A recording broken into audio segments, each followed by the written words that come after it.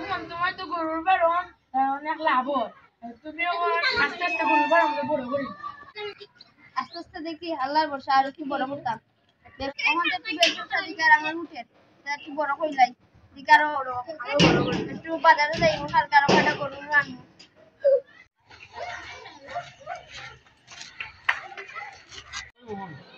তুই যে গরু আর কত কষ্ট করি, এখানে তো আমার জায়গা, ওখানে আমি 2000 টাকা দিব না, এখানে জায়গাটা আমার দিয়ে দিন, 2000 টাকা দিন।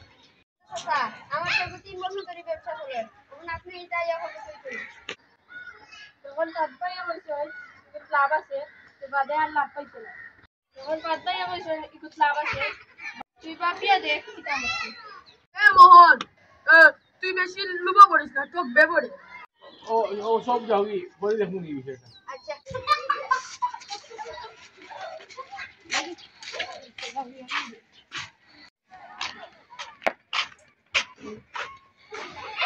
সেটা বেমন করে আসবে, ওটা পাইছো। এখন তো দোকান উঠাই দিলাম, আমার ফার্মটা উঠাই দিলাম, এখন যাইলাম ওখানে তাই না হয় আমার নিজের ইচ্ছা বলে দোকান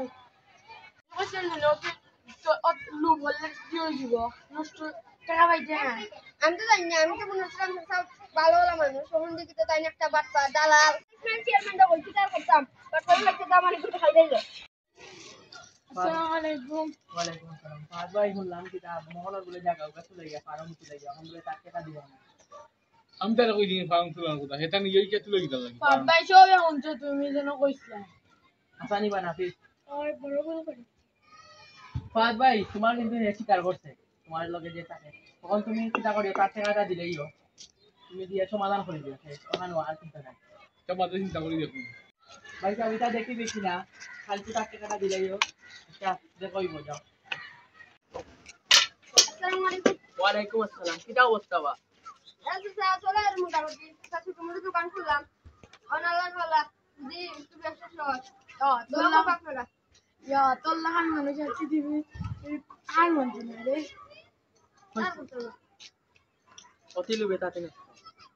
অত লাভ করিয়া তখন আমার অত গাড়ি হলো কারণ থাকলে তখন আমি টুকলাম কারণ নাই তখন বুঝছি লোভে পাপ পাপে অতি লোভে তাতে এর লাগি সৎ পথে চলা কঠিন কিন্তু সহজ, আর অসৎ পথে চলা সহজ কিন্তু লাস্টে সব বাইরে আফসোস আর আফসোস খাই ভাই দেয় না কোনো বাইরে।